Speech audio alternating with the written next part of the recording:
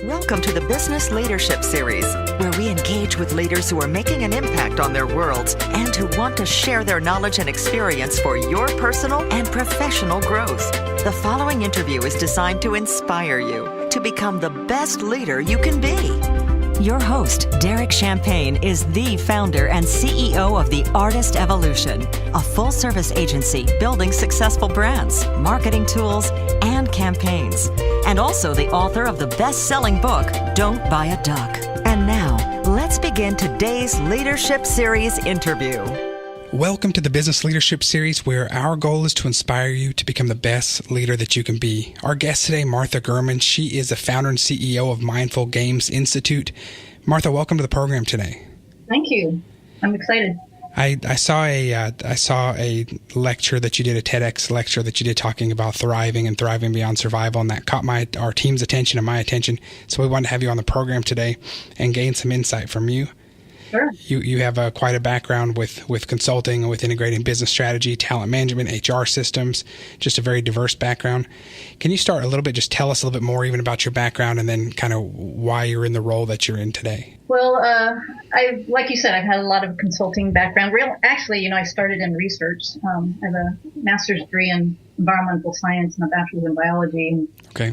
So I did a lot of scientific research and figured out that I was more interested in people than data.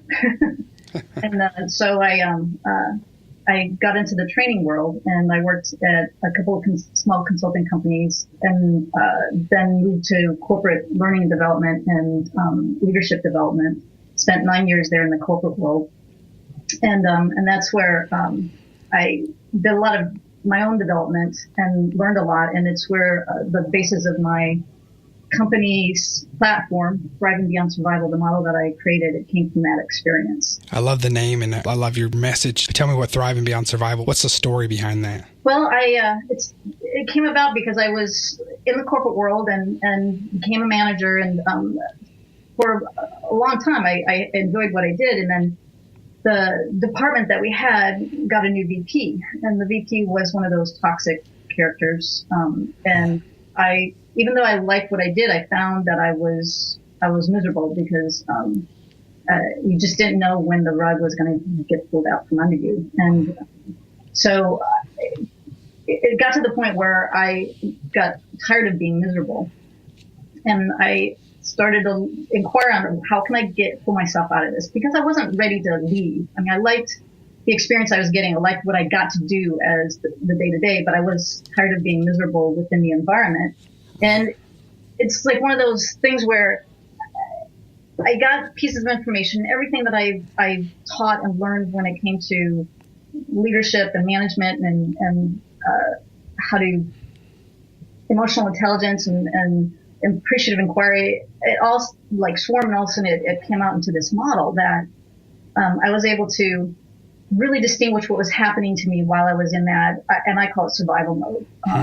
Where you're feeling stuck, the drama is high, you're anxious and worried. I mean, I was involved in that, and I found what was happening with my mindset when I was in that, and then also distinguish what was happening in my mindset those times when I was thriving, when I was feeling good in the flow, things were clicking, and once I distinguished that, I saw the choice that I had.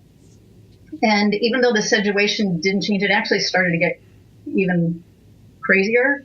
It's that how I was within that situation was stable. I mean, I became balanced. I started to enjoy myself in a way that I never had. I was able to make more of a difference because I wasn't in that survival mode. I wasn't anxious anymore. I was able to make better decisions, better track my experience within the situation, and thrive. Even in that situation, I was able to thrive. And so the practices and the distinctions that I got from the model, it really worked for me. And so I was curious on if it only worked for me. So I started talking to other people about it and showing them the model. And when it started to make a difference for them, when things got really started shifting in the job, I decided that, it's going to be more fun to work on helping people thrive And so that's when I started Mindful Games Institute. That's incredible. What I find interesting about that, and many of us can relate. I mean, I've got friends right now that I've consulted and talked with because I've been in a similar situation. I handled mine differently. Mine actually, I remember at one point feeling panic attacks and feeling it was a job I loved and the kind of work I loved, but it was that kind of environment as well. And I ended up actually at an emergency room and remember the doctor at one point telling me, you're not sick, you don't like your job. I said, what do I do? And he said, you've got to make a change. And what I find interesting is that, and I did, but what I find interesting is that in the midst of it, you were able to recognize and do something about it, even before you made a change. Yeah. And that it made it easier and interesting because when I left, I was able to leave without any regret, without any resentment, without any bitterness. Even with all the changes and things that other people would say that's bad news. I didn't feel it that way because I was going towards what I wanted instead of trying to fight against an enemy. Right. And so again, it comes down to our own experience, and where we feel the stress is in our own experience and the way that we look at things. And we know this, we've heard it before, but it's hard to make that choice when you're in the midst and you feel like you're doing what you're supposed to do and you don't know what that the behavior we get in when we're in survival mode is counterproductive. And even though we feel like we're fighting the good fight, we're actually digging ourselves deeper in the misery. And it's getting out of that downward spiral that makes all the difference. And it's a mind shift. But you have to know that you have that choice.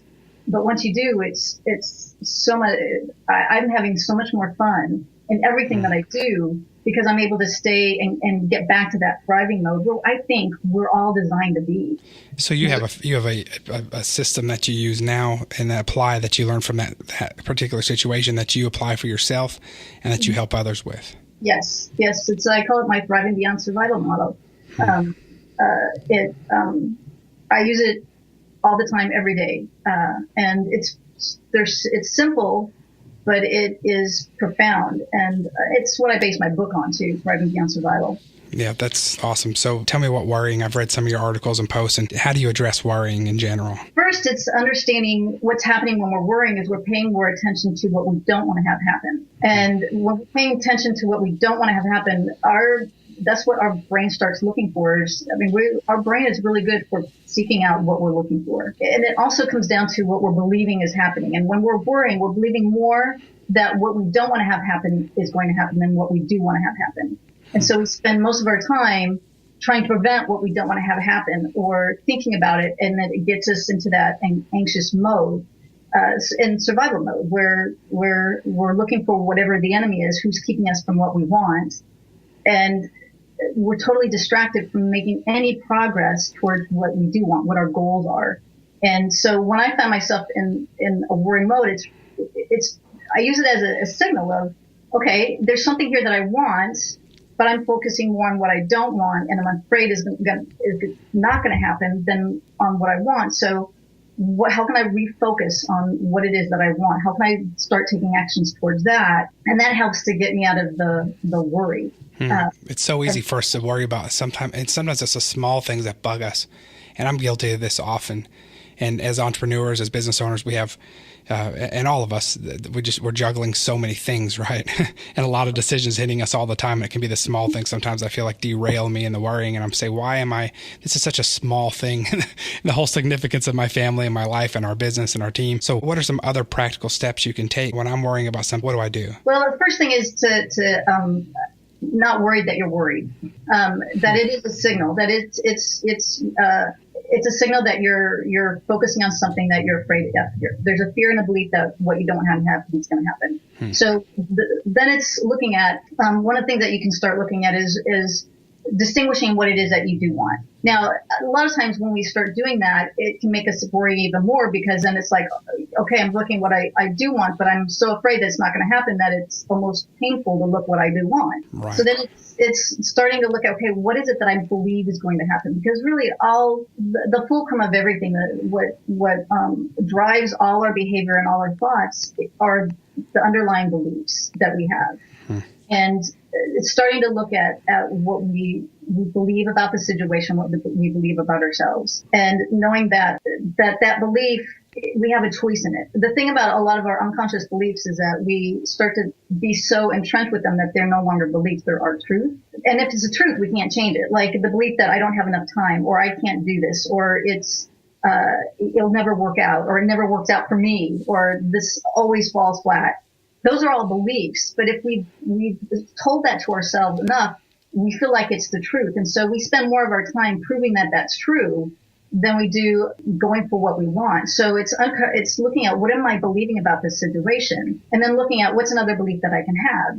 And the belief that somebody has no time, what will happen is they'll start looking for all the reasons why they don't have any time. I've had people come to me and talk for an hour about how much time they don't have. And I mean, you've experienced that. Absolutely. We start to prove what we believe, and we forget that our beliefs we have complete control over. That's the beauty of it. Once we distinguish, it's a belief. And so it's choosing a different belief than I don't have enough time. It could be a belief of, okay, so what can I know I can get stuff done in the next 30 minutes. What do I believe I can get done in the next 30 minutes? So it's shifting that focus off that worry, because we'll become more productive when we're going towards something we want. We waste so much time with all the thought and the worry that we think we're being productive when we're not, because we're more looking for all the things that are proving that whatever we were afraid of is true. Like, sure, our calendar, you just look at the calendar. It's like you can come up with an argument of how come you don't have enough time to do it. Right. Yeah, I love the time example, because we verbally share this at our offices.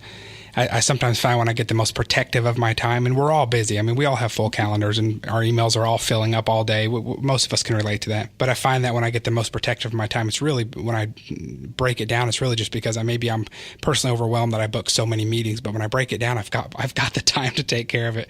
So I'm actually saying something different, and I find that with my peers and my team sometimes too. Is when we say I have no time, we really do. We're just feeling a little overwhelmed with something else, or the amount of kind of things that we've got to do with our time. Yeah, and that belief will take you off track. And right. So it's coming up with a different belief. One of the beliefs that I started cultivating, because it's a conscious belief that you cultivate, it's much more fun to prove that true than to try to prove one that you don't like true.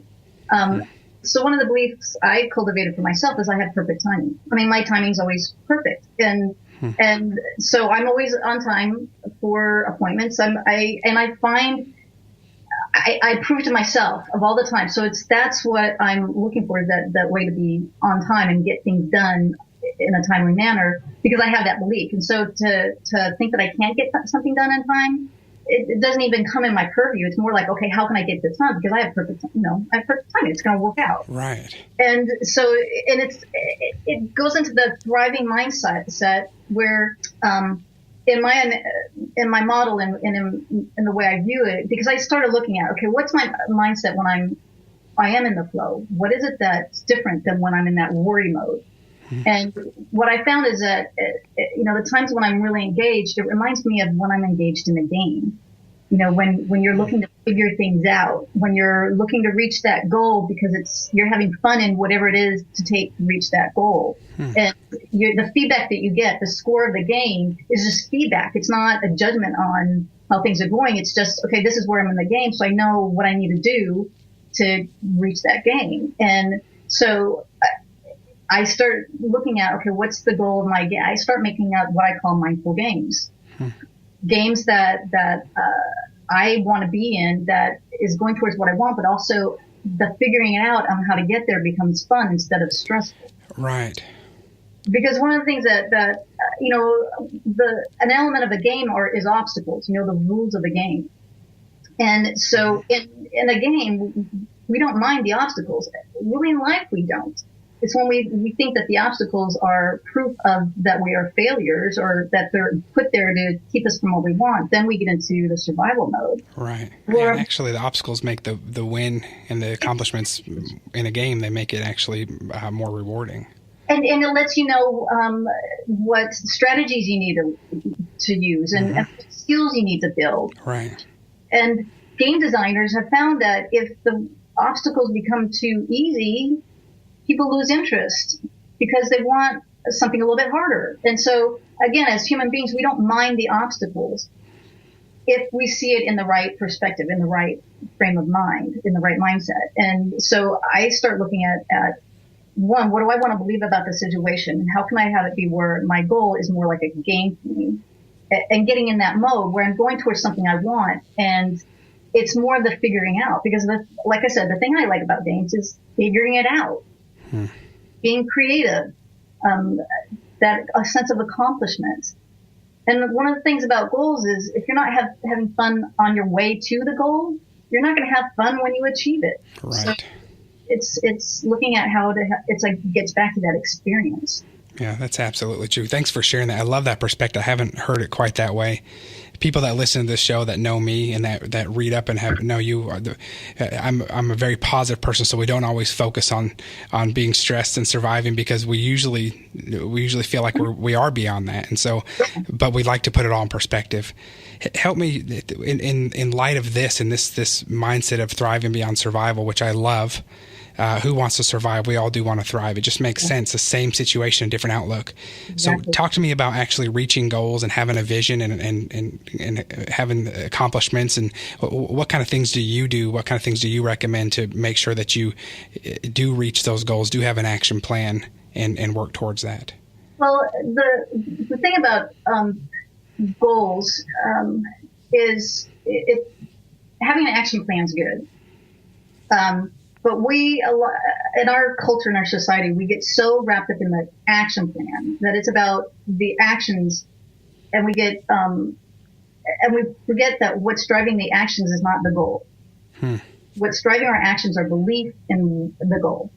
So again, it's that belief that does the driving. So if we believe that what our goal is important, that it's meaningful, that it is desirable for us, that it has a purpose, it's going to make a difference, that even if I don't know how to do it, I'm going to find a way to do it. If those beliefs are aligned with my goal, the actions become a no-brainer, and the actions become, a path, and I can move and change my actions according to any feedback I get that says if I'm on track to my goal or not. Whereas a lot of people, they think they need to know the how before they can start movement. Well, the truth is you need to believe that you can get the goal. And then the movement, just you take whatever the logical step and adjust as you go.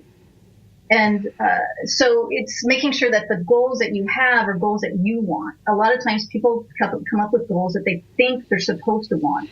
And then they have to make themselves do it. And if you're having to make yourself do it, you got to really look, is it really a goal you want? Because the goals that you want, if you look at the ones that were important, even if it was intense, it was easy to get in action. You just did what you had to do. Right. And it's because everything your beliefs in was aligned. The belief that it had to be, that you were going to do it, that it was important were aligned. Whereas a lot of times if we have any beliefs that are not aligned with our goal, like that, okay, I should, but I'm not sure if I can really do this, or who am I to, create my own business, or, other people are successful, I don't know if I ever could. Those are beliefs that are not aligned with the goal. And our actions will always be in line with our beliefs, not with the goal that we chose. So that whole belief of I don't have enough time, our actions are going to be more consistent with not having enough time than it is about reaching whatever that achievement is that we wanted. So it's making sure that it's what you want, and then checking the beliefs that you have around it, and then adjusting those beliefs to make sure that they're, to have them be aligned with what it is that you want. And then the actions start pouring out. I mean, the action plan becomes easy. Right. Yeah, that makes sense.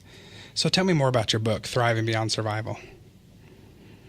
Yeah, the book goes through the model. It outlines our behaviors when we're in survival mode, because once you hear what they are, it's really familiar. But a lot of times we don't think we have any choice. Some people think that worrying is productive. That if they're not worrying, it means that they're not really concerned with what their goal is. Really, it's a whole distraction that keeps you off track, because it's a belief that what you want to have happen, there's a bigger chance that it won't than that it will. Then it also, I talk about the and distinguish our mindset when we're in thriving mode, and so that we recognize it, so that we really do start to have a choice. Because once you're able to recognize where you're at, then you can choose if it's where you want to stay or not. And then I also have there's 5 strategies I have that are very simple, but they're effective in if you find yourself in survival mode, if you're in where you're worried, you're anxious, you're feeling stuck, you're not. Any negative emotion is an indicator that you're in that survival mode. If you're frustrated, angry, if you find yourself there, the mindful game becomes, okay, how can I get back to thriving? Because thriving is where we have our best mind working for us, our full capacity. It's where we can be creative and productive and see all our options. Where when we're in survival mode, we really have 2 options. That's either to run or to fight. Right. That makes a lot of sense. We talk about Maslow's hierarchy of need often, and operating from the bottom or the top of the pyramid and how you make decisions differently. Mm-hmm. And when we're thriving, we make so much better decisions. When we're worried, we won't be making decisions that are beneficial to ourselves. So once we know that we've got a choice, though, we can start choosing. And that's what I found is I choose. I want to be in thriving mode. So I want to find myself there. And so the game becomes spending more time in thriving and less time in survival. And there's the strategies go through how to get from survival when you find yourself there and to thriving. Then there's a strategy on how to stay in thriving longer, because we don't want to get rid of survival mode. I mean, it's an indicator if something's off track. It's our alert, our warning system. It's just we've spent so much time there that we think that it's normal. We think drama, that if you're not fighting against an enemy and if you're not in drama, that you're not really living, that you must be in this fairy, land. But why is that any more or less valid than being in thriving? It's only we've spent more time there, and most of our models are more about survival. Win-lose, it's a survival mode model. Villain, victim, hero, that's a survival mode model. It's not a fighting model. And so we're trained to survive, though, like I said, we're not designed. Our bodies are not meant to spend more than 20 minutes a week, but we tend to spend 24/7. Right. If I'm anxious or worried or, something, and to the point where it does feel like it's normal, but we're not at our best. No, and it really does rob us of joy. And just when you think about how when you feel fulfilled and you feel like you're thriving, and it's just you're able to give your best to others, you're able to do better work, you're able to be more creative, you have more fulfillment, and you're a better you for those around you too. I think you're robbing yourself and others when you spend too much time in that. But I like that you don't rule, that you're allowed to worry and you're allowed to have that survivor mentality, but it just has its place within this model, and you know where it fits and then what to do about it. Yeah, and you got a choice, and because the worst thing is to get frustrated because you're frustrated. It just keeps you frustrated. And so it allows you to, I don't know, it's allowed me to spend more time in thriving, and it's easier, it takes more effort to worry than it does to create. It takes more effort to be in survival mode. Yeah. To be disengaged. It takes more effort to be disengaged. So Martha, thank you so much for being our guest today. Where can we find your book? You can find it on Amazon.com. Amazon.com. That's Thriving Beyond Survival. We really appreciate you being our guest. What's coming up next for you? Anything exciting on the horizon? Really have a big conference that I'm going to do in 2017, be a guest speaker at, so I'm really looking forward to that. I know that you do speak at different conferences. If somebody wants to learn more about you and to more about that kind of opportunity, where can they go? They can go to my website at mindfulgamesinstitute.com. Okay. Or Facebook. I have a Mindful Games Institute page, or my author page, Thriving Beyond Survival website. Excellent. Martha Germann, she is a founder and CEO of Mindful Games Institute, the author of Thriving Beyond Survival. Thank you again for being our guest today. Thank you, Derek. Take care. You've been listening to the Business Leadership Series, where we engage with leaders who are making an impact on their worlds and who want to share their knowledge and experience for your personal and professional growth. This interview was designed to inspire you to become the best leader you can be.